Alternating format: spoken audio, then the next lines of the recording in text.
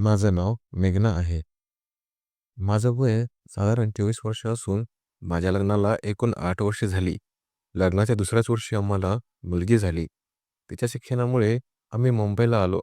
तसं तर गावाकडे आमचं पण छोटंसं घरसुद्धा आहे. तिकडेच माझे सासू-सासरे पण राहतात. माझ्या नवऱ्याचा एक जुना मित्र मुंबईमध्येच राहत होता.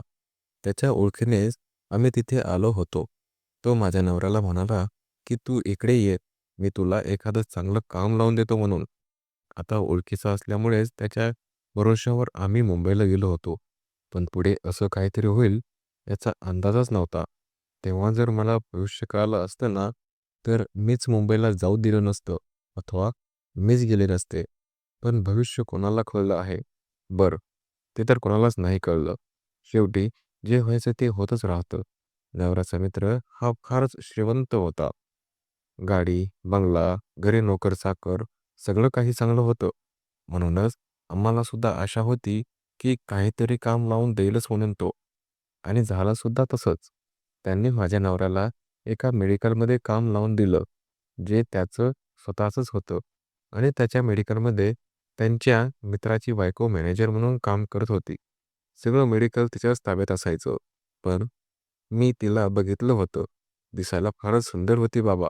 अगदी कोणीही तिला बघितलं तर तिच्या प्रेमात पडेल इतकी सुंदर, भरदार असं शरीर आणि गोरा असा रंग का नाही एखाद्याला आकर्षित करणार बरं? वर्षभर माझ्या नवऱ्याने अगदी मन लावून काम केलं. पैसा येऊ लागला. घरामध्ये माझ्या मुलीला चांगल्या शाळेमध्ये टाकलं. सुट्टीच्या दिवशी आम्ही तिघे बाहेर फिरायला जाऊ लागलो. आयुष्य कसं एकदम मजेशीर जात होतं. असंच आम्ही एकदा बाहेर गेलो होतो फिरायला. तेव्हा त्यांच्या मित्राच्या बायकोने त्यांना फोन केला. मी जवळच उभे होते. मी विचार केला, मित्राने सोडून तिने का फोन केला असेल बरं? आणि असं पण यांना फोन केला, फोन स्पीकरवर होता. तेव्हा ती म्हणाली, "भाऊजी लवकर या घरी." ती रडत होती. मला माहीत नाही कशामुळे पण तेव्हा ती पुढे म्हणाली, "यांना हार्ट अटॅक आला आहे." हे ऐकून आम्ही दोघेसुद्धा शॉक झालो. आम्ही पटकन गाडी काढली आणि त्यांच्या घरी गेलो. पण तोपर्यंत त्यांना हॉस्पिटलमध्ये हलवण्यात आलं होतं. मग तिकडून आम्ही थेट हॉस्पिटलला गेलो. पण आम्हाला जायला उशीर झाला. तोपर्यंत त्यांचा मित्र या जगातून आम्हा सगळ्यांनाच सोडून गेला होता. त्या घटनेने आम्ही सगळेच फार म्हणजे फार दुःखी झालो होतो. असंच करता-करता काही महिने आणि वर्ष कसे उलटले ते कळलंच नाही. ते परत कामाला रुजू झाले. मेडिकलला जाऊ लागले. त्यांच्या मित्राची बायको अजूनही तिथेच होती. पण मला माहीत नव्हतं, की नवरा गेल्यानंतर ती असं काही वागू शकेल. कारण ती आता एक विधवा बाई झाली होती आणि नवऱ्यानंतर तिला कोणाचाच आधार नव्हता. म्हणून आम्ही दोघं तिला अधूनमधून भेटायला तिच्या घरी जात असत. तेवढंच तिला बरं वाटायचं. पण तिचं मात्र वेगळंच होतं. तिची नजर माझ्या नवऱ्यावर होती. माझा नवरा पण मूर्खासारखा वहिनी-वहिनी करून तुझ्यासारखं मागे-पुढे करत असायचा. मी विचार करायचे, जाऊ द्या, तिच्या नवऱ्याने माझ्या नवऱ्याला चांगलं काम लावून दिले. पण ते इतकं महागात पडेल याचा मी विचारच केला नव्हता. त्यांच्या मित्राची बायको त्यांना अशा पद्धतीने बघायची, जसं काय तो तिचाच नवरा आहे म्हणून. एकदा दुपारच्या वेळी कोणी मेडिकलमध्ये नव्हतं. माझ्या नवऱ्याला तिने मिठीत घेतलं आणि माझा नवरा पण असा खूपच भावून गेला होता. त्यांच्या तोंडातून तर शब्दच निघत नव्हता आणि माझ्या नवऱ्याला म्हणाली, "मला ना तुम्ही पहिल्यापासूनच आवडता. खूप खूप आवडता आणि मला माहीत आहे, तुम्हाला सुद्धा मी खूप आवडते म्हणून. फक्त तुम्ही बोलत नाहीत." तेव्हा माझा नवरा पण हो म्हणाला. "हो, मलाही तुम्ही खूप आवडता बरं, पण मला ना माझ्या बायकोची खूप भीती वाटते." आणि असं बोलून पुढचे 2 ते 3 तास त्यांनी हव्या असलेल्या त्या सर्व गोष्टी त्यांच्या पूर्ण केल्या. आणि ती बाई मला म्हणाली, "मला माझ्या नवऱ्याने जे सुख दिलं नाही, ते मला तुमच्यामुळे मिळालं. म्हणजे मी त्यांच्याबरोबरच तर होते, पण ते सुख मला ते कधीच मिळालं नाही, जे मला तुमच्यामुळे मिळालं." आणि रोज संध्याकाळी माझा नवरा थकून यायचा. मी विचार करायचे, खूपच काम करून येत आहे बाबा. पण मला काय माहीत, यांचं तर भलतंच काम चालू असतं. दुपारी मला वेळसुद्धा देत नसायचा. नंतर जेवण करून डायरेक्ट झोपी जायचा. पण मी मात्र वेगळाच विचार करायची, किती थकून येतोय माझा नवरा. वर्ष, 6 महिने हे असंच चालत राहिलं. पण तरीसुद्धा मी दुर्लक्षच केलं. मला वाटायचं, नवरा आपल्या परिवारासाठीच तर काम करतो आहे. दिवस-रात्र, दिवस-रात्र येता दुपारी डबा न्यायला ते विसरले.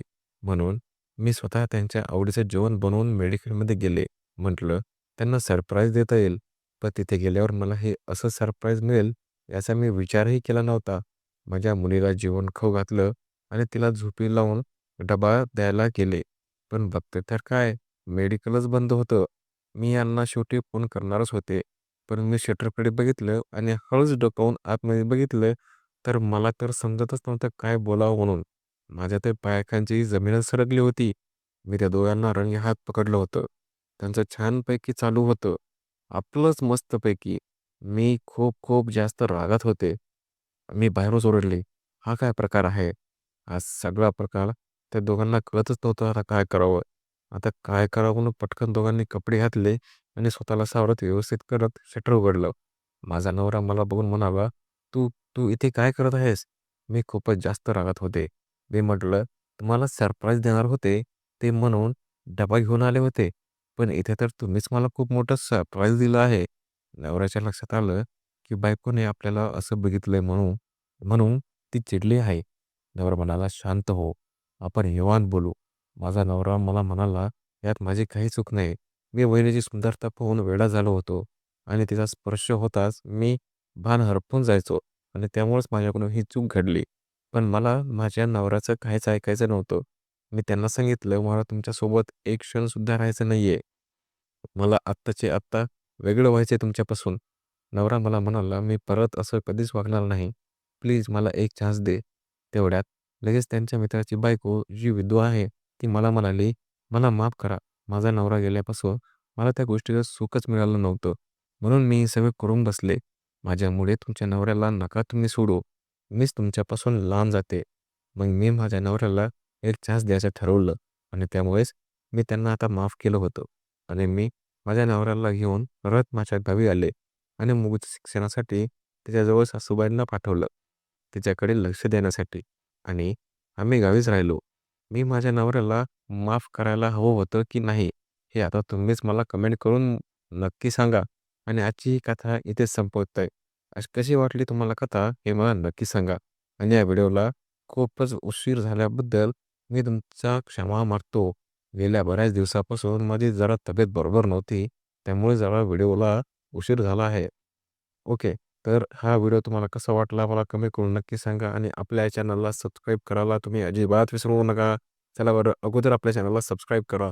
धन्यवाद. भेटूयात पुढच्या कथेमध्ये.